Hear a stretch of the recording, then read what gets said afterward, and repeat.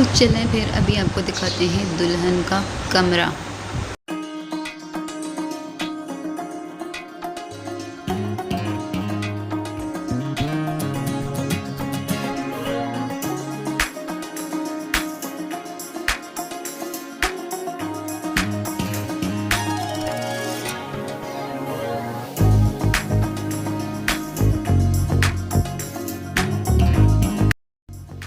बिस्मिल्लाहिर्रहमानिर्रहीम, अस्सलाम वालेकुम मेरी प्यारी सी वाइटी फैमिली और मेरे तमाम देखने और सुनने वालों को अस्सलाम वालेकुम वरहमतुल्लाहि वबरकातुहू। तो क्या हाल है जनाब, कैसे हैं सब? अल्हम्दुलिल्लाह मैं आप सबकी दुआ से ठीक ठाक हूँ, इन फिट फाट हूँ। और काफ़ी दिनों के बाद आज मेरा व्लॉग आ रहा है। तो जितने दिन मैं गैर हाजिर रही इस दौरान जिसने भी मुझे पूछा, मेरे व्लॉग को मिस किया, मुझे मिस किया, मुझे व्हाट्सएप पे भी कमेंट आते रहे हैं और वीडियो में भी कमेंट आते रहे कि आपका व्लॉग क्यों लेट है। तो बस कुछ इन दिनों मसरूफियत ऐसी ज़्यादा थी कि बस मैं व्लॉग अपलोड नहीं कर पा रही थी। तो उन सब का जिन्होंने मुझे मिस किया, मेरे व्लॉग को मिस किया, तहे दिल से शुक्रिया और बहुत बहुत मेहरबानी कि उन्होंने पूछा। तो चले फिर स्टार्ट करते हैं आज का व्लॉग। और आज के व्लॉग में अपनी रूटीन के साथ साथ जो है तो वलीमा भी अटेंड करने जा रही हूँ। तो पिछले दिनों में अपनी ब्लॉग पे, अपने चैनल पे जो है तो वीडियो शेयर करती हूँ आप सबके साथ कि पहले हम दुल्हन के बर्तन सजाने गए, फिर बारात गई थी कराची और वहाँ से दुल्हन रुखसत हो गई, मैं दुल्हन को मिलने गई थी, वो भी मैंने आप सबके साथ शेयर किया था। तो आज जो है तकरीबन शादी के तकरीबन 15 की 14 दिन बाद जो है तो दुल्हन का हो रहा है वलीमा। तो यहाँ पे एक डिश बनाई जा रही है जो हमारे यहाँ एक ख़ास रस्म भी है कि जब वलीमे पे दुल्हन वाले, लड़की वाले जब जाते हैं दुल्हन के पास तो ये साथ लेके जाते हैं। इसको हमारी ज़बान में कार बोलते हैं। अब मुझे नहीं पता कि आप सब इसको क्या बोलते हैं। मेरे के मेन इंग्रेडिएंट मैं आपको बता देती हूँ। इसमें चावल का आटा होता है, चीनी का पाउडर होता है और देसी घी होता है और साथ में ड्राई फ्रूट चाहे जो मर्ज़ी शामिल करें। तो इनको हमारी ज़बान में कार बोलते हैं। तो ये भी हम बना रहे थे। मेरी बड़ी सिस्टर जो कि दुल्हन की चची भी होती हैं, कराची से आए हैं वलीमा अटेंड करने।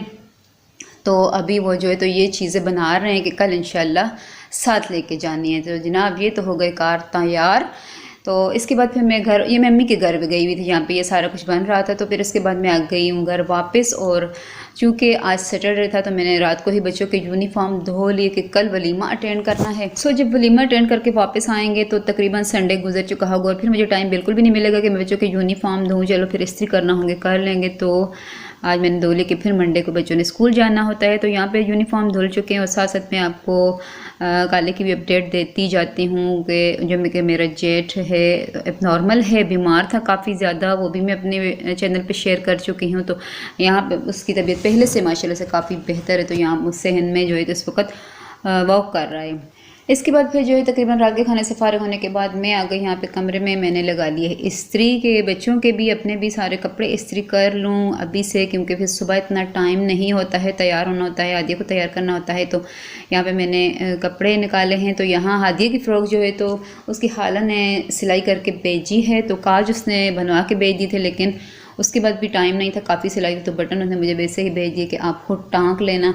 तो यहाँ पहले मैंने सोचा कि चलो ये हादिया की फ़्रॉक पे बटन टाँक लेती हूँ और उसके बाद फिर जो है तो इस्त्री कर लेते हैं। तो यहाँ फटाफट से मैंने फिर बटन सारे टाँक लिए हैं। इसके बाद मैंने अपने कपड़े निकाले, बाकी बच्चों के कपड़े निकाले और सबके कपड़े जो हैं तो प्रेस कर लिए। तो मेरी आदत होती है कि कहीं भी जाना होता है तो अगर अचानक कहीं जाना पड़े तो वो तो अलग बात है, लेकिन प्लान्ड हो कि कल यहाँ पे जाना है तो फिर मैं रात को ही सारी तैयारी, कपड़े वगैरह भी और जो जो चीज़ इस्तेमाल होना होती है, जूते, सब कुछ सामने रख लेती। तो सुबह फिर तैयार होने में बेहद आसानी रहती है। तो ये है कि जनाब नेक्स्ट डे का क्लिप। और यहाँ पे जो है तो मैं मिक्स दालें भिगो दी हैं। तो आप सोच रहे हैं कि वलीमा अटेंड करने जाना है तो ये हांडी की तैयारी की हूँ। जी जनाब, तो जैसा कि हमने आपको बताया कि काले की तबीयत ठीक नहीं है, सो उसने घर में होना है क्योंकि उसके लिए परहेज़ी खाना होता है। तो मेरे एक बेटा बड़े वाला वो भी घर पे होगा, ज़ाहिर पर उसका ख्याल रखने के लिए भी तो किसी ने घर में ठहरना है। तो उसके लिए मैंने सोचा कि चलो दाल भिगो देते हुए शाम को हम लोग घर वापस आएंगे तो रात के खाने के लिए भी फिर कुछ चाहिए होगा, तो हांडी बना लेती हूँ। यहाँ पे मैंने फिर काले के लिए मैंने बनाई है खिचड़ी और अपने लिए जो है तो मिक्स दालें भिगो के रख दी हैं कि जब तक दालें भीगी रहती तब तक मैं बना लूँ खिचड़ी। तो खिचड़ी जो है तो तकरीबन तैयार हो चुकी है। उसके बाद फिर मैंने जो है तो मसाला वगैरह तैयार किया। तो इस तरह से बहुत पतली सी खिचड़ी बनाते हैं हम काले के लिए, क्योंकि वो ज़्यादा ठोस ग़िज़ा नहीं हज़म नहीं कर सकता।